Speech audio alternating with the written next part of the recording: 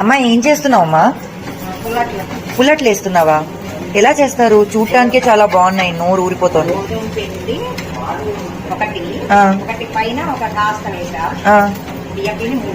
బియ్యపిండి 3, ఒక గోధుమ పిండి, బియ్యపిండి 3, ఇంకేం వేసావు ఇందులో? జీలకర్ర, జీలకర్ర, ఇంగువ, ఉప్పు, కారం. దీన్ని నానబెట్టాలా పిండిని? జస్ట్ ఒక 5-10 నిమిషాలు కలుపుతూ తర్వాత దీనిలోకి ఉప్పు, కారం, 2 కారం బదులు అల్లం పచ్చిమిరపకాయలు వేసుకోవచ్చు. అల్లం పచ్చిమిరపకాయలు, కొత్తిమీర, కరివేపాకు అన్నీ వేసుకోవచ్చు. ఓ నైస్. దోశ వేస్తే బాగుంటుంది. పుల్లట్లంటారు. నానమ్మ వాళ్ళు నాకు ఇలా నేర్పించారు. ఓ చూడటానికి ఎంత బాగుందో. ఇలా గుల్ల గుల్ల గుల్లగా వస్తుందా? బాగుంటుంది. పుల్ల పుల్లగా, కారం కారంగా. పెరుగు వేసి కలుపుతారా? సినిమాలో పెరుగు వేసి కలుపుతారా? పుల్ల మజ్జిగ వేసి కలుపుతారు. సినిమాలో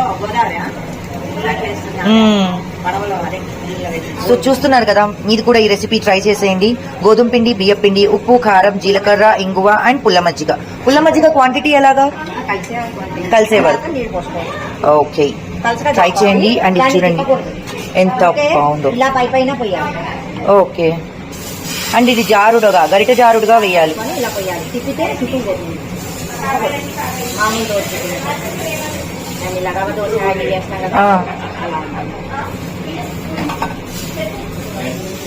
సూపర్. నేను ఇది టేస్ట్ చేస్తాను, మీరు కూడా ట్రై చేయండి.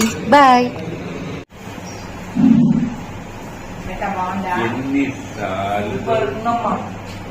మీరు కూడా టేస్ట్ చేయండి.